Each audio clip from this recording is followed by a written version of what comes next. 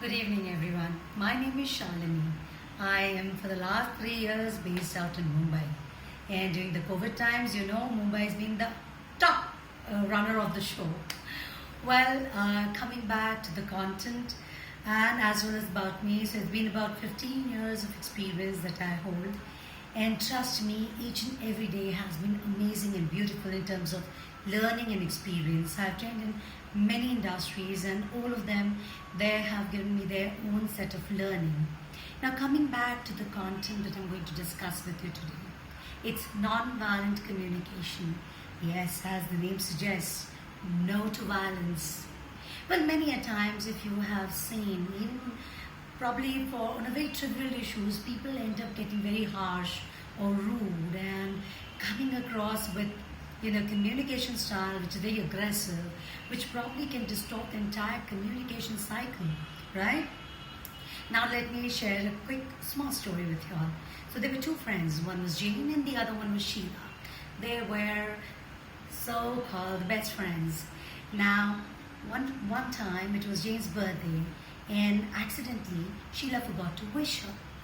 Jane was obviously very sad and she felt very, very left out.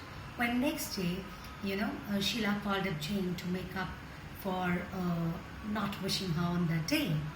But Jane was already living in a preconceived idea of Sheila not living up to her scale of friendship. So no matter what Sheila said, Jane did not consider any of it. Towards the end, she made a remark, "Hey Sheila, you are a very, very selfish friend," which really offended Sheila a lot. Very obvious, isn't it? Because in the entire conversation, there was no empathy. There was no self-expression or self-empathy involved, because Jane preferred to stay in her conventional mindset. She didn't want to place herself in the other one's shoes. Had she said that, "Hey Sheila, I'm very sad today because you didn't wish me. I was expecting the most yesterday. You being by my side," probably it would have invoked a sense of awareness in the mind of Sheila to be more sympathetic, and even for that matter, Jane would have been empathizing with her. Both of them would be able to share a much more convenient mode of communication and self-expression. In our society, by and large, you must have noticed, people end up passing such remarks quite often. "Hey, men don't cry. Women should do this," or "women shouldn't get angry," or "you're rude," or "you're selfish," or "you're lazy." Even in the broader sense, when we go to get feedback, when the HR is giving a feedback to one of the employees, one just cannot say, "Hey, you're worthy, you're worthless." For that matter, if you go to school, there must be a teacher who probably you didn't respond to her properly. She just came out saying, "Hey, you're a useless fellow." You never know, these can go deep down into the minds of an individual, affecting the way one works or, expresses himself or herself. So you have to be very careful while choosing and articulating your emotions. Please come out very clearly what you feel.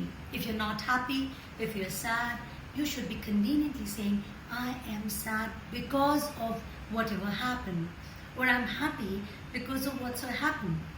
So always have a neutral ground of observing things. Invoke your feelings, but then don't get very extreme with them. Be realistic and analyze the need that you want, right? And as I say, non-violent communication, and I'm sure you all would agree, should be the language of life, which can ensure peace and much more compassion towards others.